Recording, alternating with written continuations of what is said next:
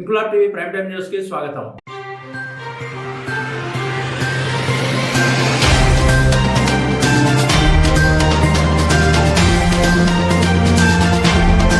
కాకినాడ జిల్లా కిర్లంపూడిలో మాజీ మంత్రి వైఎస్ఆర్ కాంగ్రెస్ పార్టీ పిఎస్సి సభ్యులు ముద్రగడ పద్మనాభంను, ప్రతిపాడు వైసీపీ ఇన్ఛార్జ్ ముద్రగడ గిరిబాబును, మాజీ అసెంబ్లీ స్పీకర్ తమ్మినేని సీతారాం, జై భీమ్రావ్ భారత్ పార్టీ అధ్యక్షుడు జడ శ్రవణ్ కుమార్, మాజీ ఎమ్మెల్యే జక్కంపూడి రాజా మర్యాదపూర్వకంగా కలిశారు. ఈ సందర్భంగా జడ శ్రవణ్ కుమార్ మీడియాతో మాట్లాడుతూ మాజీ మంత్రి అంబటి రాంబాబు ఇంటిపై జరిగిన దాడిని తీవ్రంగా ఖండించారు. రాజకీయాలకు సంబంధం లేని మహిళలు, పిల్లల మీద దాడులు చేయడం ప్రజాస్వామ్యానికి విరుద్ధమని, ప్రస్తుత కూటమి ప్రభుత్వం తన అధికారాన్ని దుర్వినియోగం చేస్తుందని, పోలీసుల సమక్షంలోనే ఈ దాడులు జరగడం విచారకరమని, ముద్రగడ పద్మనాభం లాంటి వ్యక్తులు మాలాంటి వ్యక్తులకు రోల్ మోడల్ గా ఉన్నంత వరకు రాజకీయాలు స్పష్టంగా సూటిగా నడిపించడానికి తాము పూర్తి స్థాయిలో మద్దతు తెలుపుతామని అన్నారు. ముఖ్యమంత్రి, ఉప ముఖ్యమంత్రి, హోంమంత్రి, ఎంటైర్ కూటమి ప్రభుత్వం ప్రజల ప్రాథమిక హక్కులను తుంగలో తొక్కి పబ్లిక్ గా వారి పొలిటికల్ అజెండా అమలు చేస్తున్నారని, ఇలాంటి సంస్కృతిని ప్రోత్సహిస్తున్న కూటమి ప్రభుత్వానికి 2029లో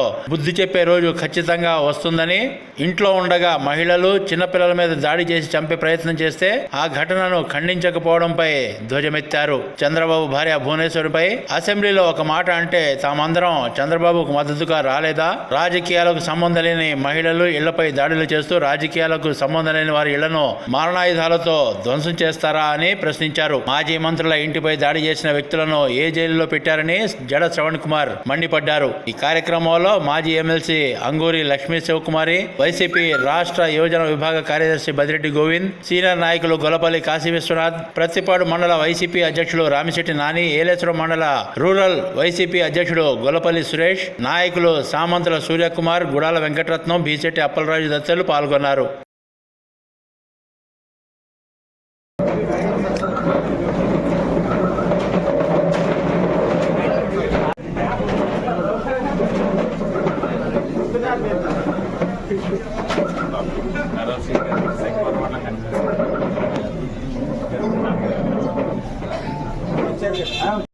ఒక మాట రాజకీయాల్లో ఒక తప్పు మాట మాట్లాడితే కేసులు పెట్టి 53 కేసులు పెట్టి లోపల వేసి వాళ్ళ ఇళ్ల మీద దాడులు చేస్తే రేపొద్దున ఇంకా డెమోక్రసీ ఎక్కడ ఉంటుంది? మరి మీరు మాట్లాడలేదా? మీ ముఖ్యమంత్రి గారిని పచ్చిబూతులు మాట్లాడలేదా? మీ అబ్బాయి ఈ రోజు మంత్రిగా ఉన్నటువంటి Nara Lokesh, de facto chief minister గా ఉన్న నారా లోకేష్ ఎన్నిసార్లు సైకో ముఖ్యమంత్రి అని మాట్లాడలేదా? ముఖ్యమంత్రి ఆ రోజున కేసులు పెట్టారా మీ అబ్బాయి మీద?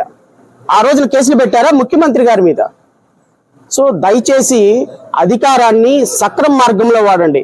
మీరు అధికారాన్ని సక్రమ మార్గంలో వాడని కారణంగానే ఈ రోజు ఇన్ని లక్షల మంది ఒక అంబటి రాంబాబు గారి కుటుంబానికి బాసటగా నిలబడ్డాం. మాలాంటి వాళ్ళందరం కూడా ఈ రోజు వచ్చి ఆయనకి బాసటగా నిలబడుతున్నాం. ఆయన ఒక న్యాయవాది అండి, ఒక లాయర్ కి, మాజీ మంత్రికి ఒక చిన్న మాట మాట్లాడితే 70 సంవత్సరాల వ్యక్తి 1000 మంది నా మీద వచ్చి పడుతుంటే, నన్ను కొడుతుంటే సహజంగానే డిఫెన్స్ లో ఉండి ఒక మాట డ్రాప్ అయి ఉండొచ్చేమో.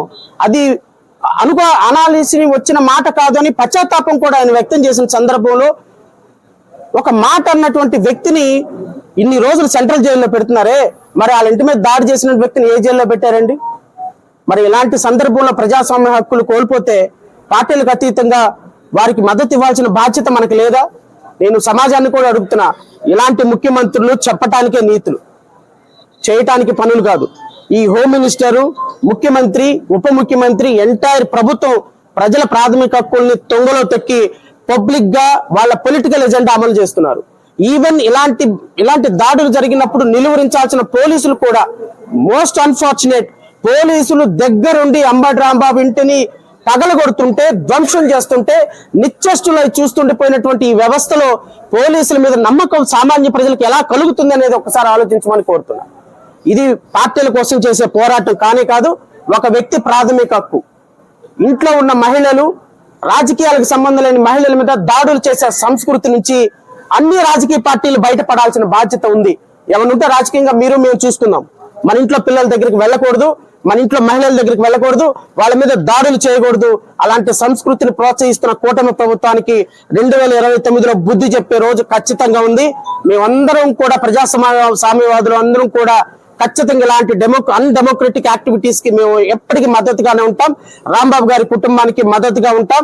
ముద్రగడ పద్మనాభం గారు లాంటి వ్యక్తులు మాలాంటి వ్యక్తులకి రోల్ మోడల్ గా ఉన్నంత వరకు రాజకీయాలు స్పష్టంగా సూటిగా నడిపించడానికి మేము పూర్తి స్థాయిలో మద్దతు తెలుపుతామని మీ అందరికీ తెలియజేస్తూ, నాకు ఈ అవకాశం ఇచ్చినటువంటి పెద్దలందరికీ కూడా మరొకసారి కృతజ్ఞతలు తెలియజేసుకుంటూ, రాష్ట్ర ప్రజలందరూ ఈ అమానవీయమైనటువంటి సంఘటనని ఖండించాల్సిందిగా కుల మత ప్రాంత భేదాలకు అతీతంగా అందరినీ కూడా నేను రిక్వెస్ట్ చేస్తున్నా. జై హింద్. ఇంక్లాబ్ టీవీ వీడియోలు మీకు నచ్చినట్లయితే లైక్ చేయండి, షేర్ చేయండి, కమెంట్ చేయడం మర్చిపోకండి. సబ్స్క్రైబ్ చేయని వాళ్ళు వెంటనే సబ్స్క్రైబ్ చేసుకోండి. మా వీడియోలు మీరు వెంటనే చూడాలనుకుంటే కింద ఉన్న గంట సింబల్ని గట్టిగా కొట్టండి.